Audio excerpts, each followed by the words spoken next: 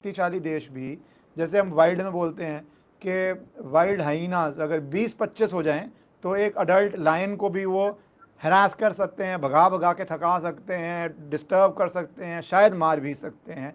खैर मारना तो डिफिकल्ट है, but wild pack of hyenas is a big big danger to even an adult lion. तो sir ये जो सारे अलग अलग हाइनास हैं, क्या ये जुड़ जाते हैं तो भारत के लिए चुनौती तो आप जैसे बोल ही रहे हैं बनी जाती है। दूसरा इसमें एक एंगल है जहाँ पे बांग्ला रिपीट कर रहे हैं हम बात, बांग्लादेश को हमने क्रिएट किया, पंजाबी पाकिस्तानी आर्मी से बचाया, एक्सेट्रा एक्सेट्रा, वो लॉन्ग स्टोरी है, डोंट रिपीट इट। बट उसके बाद दिशा तो उसकी वहीं ड्रिफ्ट कर रही है।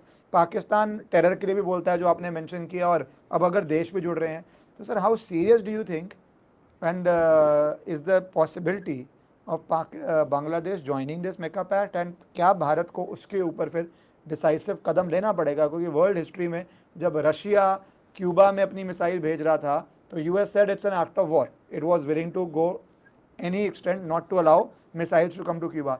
Do we allow Pakistani military infrastructure via Turkey और even via other sources to come to Bangladesh, और देर आर लिमिटेड ऑप्शंस? मतलब किस तरह आप उसको देखेंगे सर बात को? देखिए, सबसे पहला चीज, at the cost of being called as an alarmist, कल भी मेरे को बहुत विद्वान पढ़े लिखे विदेश के लोग थे और हमारे भी एक एम्बेसडर साहब थे, उनके तरफ से ये कमेंट मिला कि आप फौजी होने के बावजूद एक अलार्मिस्ट की तरफ बात कर रहे हैं। मैं, देखिए, मैं फौजी हूँ और फौजी हमेशा प्रोएक्टिवली सोचता है। मैं देश के हित के लिए सोच रहा हूँ।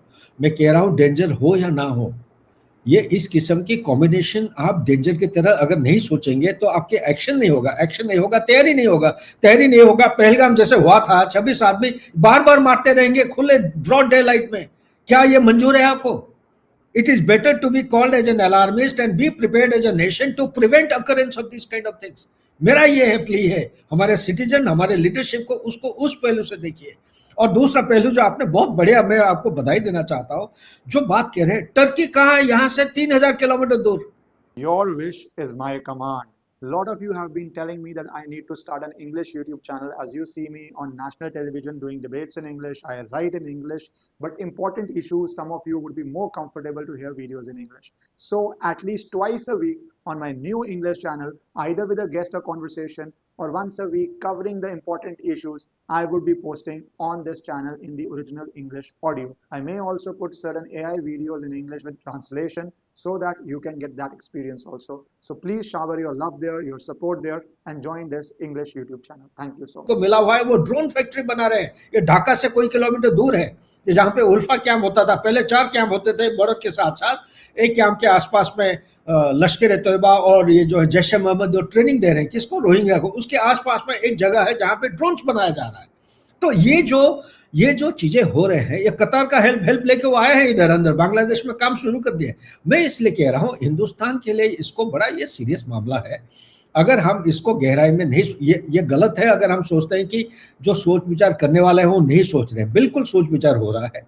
और जो mandarins in the decision making block, South Block में जो बैठे हैं, काफी गंभीरता से इसको लिया जा रहा है।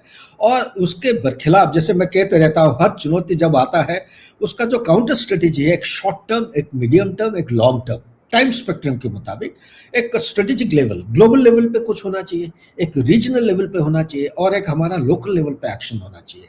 और जब आप शॉर्ट, मीडियम, लॉन्ग टर्म बोलते हैं, इसको आपको अलग अलग तरीके से देखना पड़ेगा कि आपका डिप्लोमेटिक, मिलिट्री, इंटेलिजेंस, आपका इकोनॉमी, और आजकल जो नया टेक्नोलॉजी एक आ चुका है, ये अलग अलग पहलुओं को माध्यम से या उनको केंद्र बिंदु बना के उसको काउंटर स्ट्रेटेजी बनाना चाहिए।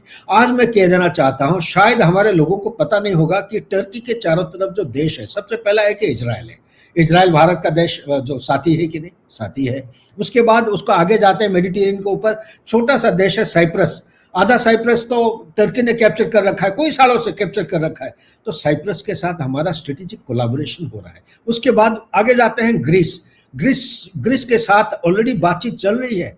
किसके लिए? यही ब्रह्मोस के लिए। ये जो हथियार हम दे रहे हैं, कोई एक देश, और उसका नाम लूंगा तुरंत इसी के बाद, वहां पे चल रही है। उसके बाद जब घूम जाते हैं, आप जब देखेंगे कॉकस रीजन में आते हैं, उधर आपका आएगा रोमानिया आता है ऊपर नॉर्थ की तरफ। उसके बाद मोल्डोवा आ जाता है। उसके बाद आर्मेनिया आता है। आर्मेनिया को आज के दिन में भारत का जिस किस्म की हथियार की सपोर्ट दिया जा रहा है, चाहे आप एक शांति, एक है वेपन लोकेटिंग रडार। एक समय में हिंदुस्तान के पास वेपन लोकेटिंग रडार नहीं होता था। मैं था सियाचिन ग्लेशियर में, तब मेजर साहब था, मेरे ऊपर बड़ा गोलाबारी हुआ था पाकिस्तान का, बड़ा एक्यूरेट शेलिंग।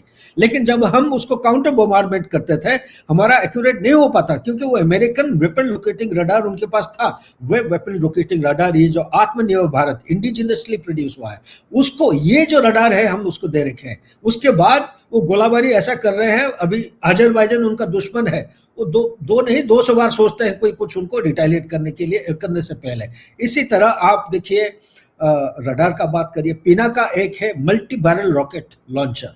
इसी तरह आपके पास आकाश का जो ये जो ऑपरेशन सिंदूर के दौरान जो डेमोन्स्ट्रेशन दिया है, अलग अलग किस्म की हथियार दिया जा रहा है। संक्षेप में सिर्फ इतना कहूंगा कि अभी आप हाल ही हमारे प्रेसिडेंट मैडम जो है, कुछ दिन पहले वो गए थे एक ऑफिशियल विजिट में। मोल्डोवा एक देश का नाम है, मोल्डोवा से क्या लेना देना है हमें, वहां क्यों गए थे?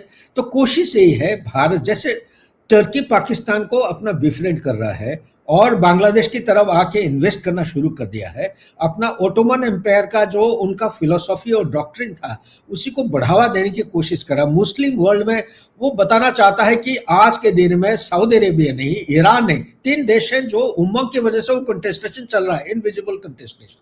वो मतलब सब सुप्रीम अथॉरिटी मानना, अपने आप को साबित करना चाहते हैं, वो जगह जगह घूम रहा है। इसी तरह हिंदुस्तान भी बहुत सटीक कंडीशन और स्टेप्स ले रहे हैं और इसके ऊपर बड़ा मेरे ख्याल से कैलिब्रेटेड एक रिस्पॉन्स देने का प्रयास चल रहा है। आप शायद सभी को पता होगा कि हमारे प्रधानमंत्री साहब यूएई में गए थे एक पिवट क्रिएट करने के लिए। पिवट सिर्फ ऑयल सप्लाई नहीं, हमें मान के चलना पड़ेगा 9 मिलियन से ज्यादा, यानी कि 10 मिलियन के करीब करीब हमारे डायस्पोरा वहां पे है। वहां पे सऊदी अरेबिया में सबसे ज्यादा लोग हैं, करीब 4 मिलियन के करीब इंडियन डायस्पोरा है। उसका एक ओपनिंग है फुजेरा, जो आपका गल्फ ऑफ ओमान की तरफ पोर्ट है, तो वहां से आप तेल लेना देना वो आप ये कर सकते हैं, इंपोर्ट किया जा सकता है। उसके बाद आप, ये एक पिवट है वेस्ट एशिया का, सऊदी अरेबिया के साथ हमारा रिश्ता अच्छा है। 2016 को आपको सबको पता होगा, Saudi Arabia had conferred the highest civilian award to our prime minister. तो इस किस्म की रिश्ता है। जब G20 का मीटिंग चल रहा था 2023 को, तुरंत उसी के बाद सऊदी अरेबिया के क्राउन प्रिंस को एक रेड कार्पेट ट्रीटमेंट, एक स्टेट हेड को जो दिया जाता है, गार्ड ऑफ ऑनर दिया गया था।